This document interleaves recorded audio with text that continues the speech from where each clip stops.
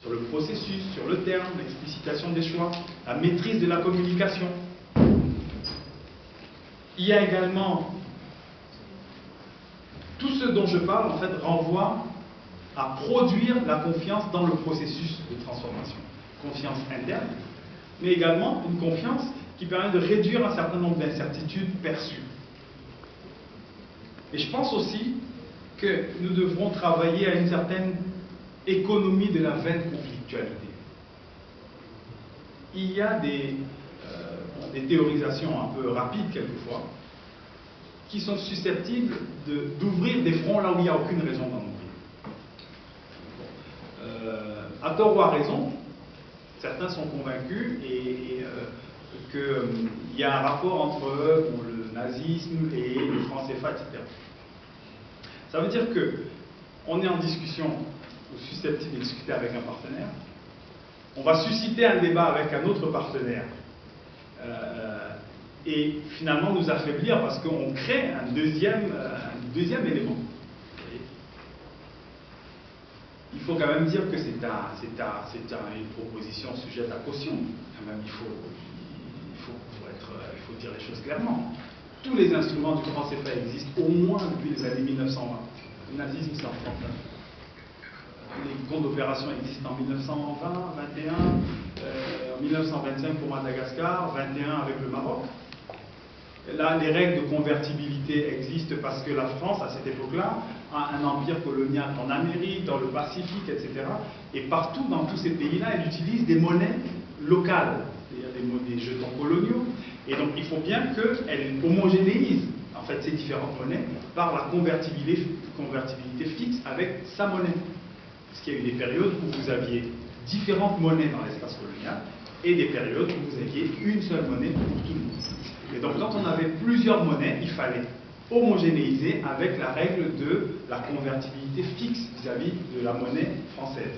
Donc, en fait, toutes ces règles-là, le pool des réserves, tout ça existait déjà bien avant la guerre mondiale, la Deuxième Guerre mondiale. Donc là, on se crée des conflictualités qui sont problématiques.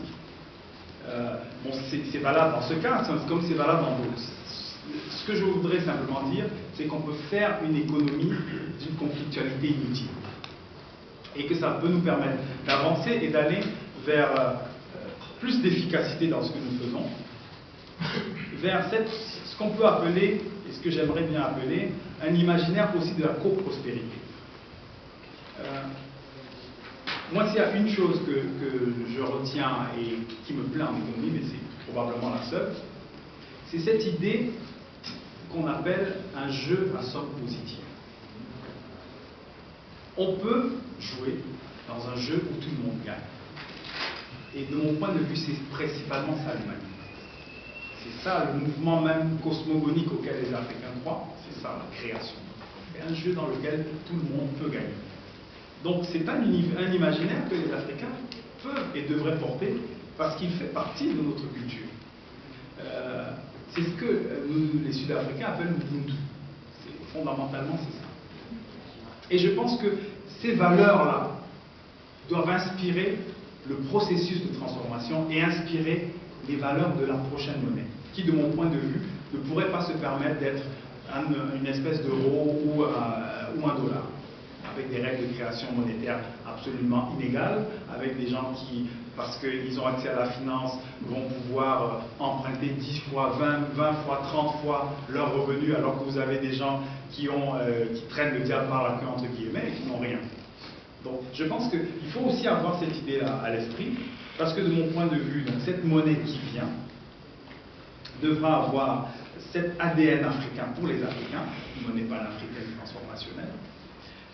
C'est une monnaie qui devra aussi s'ancrer dans l'éducation, dans la formation, parce que l'ordre de la production et de la répartition ne peuvent pas renvoyer à autre chose qu'à l'ordre de l'éducation et à la formation.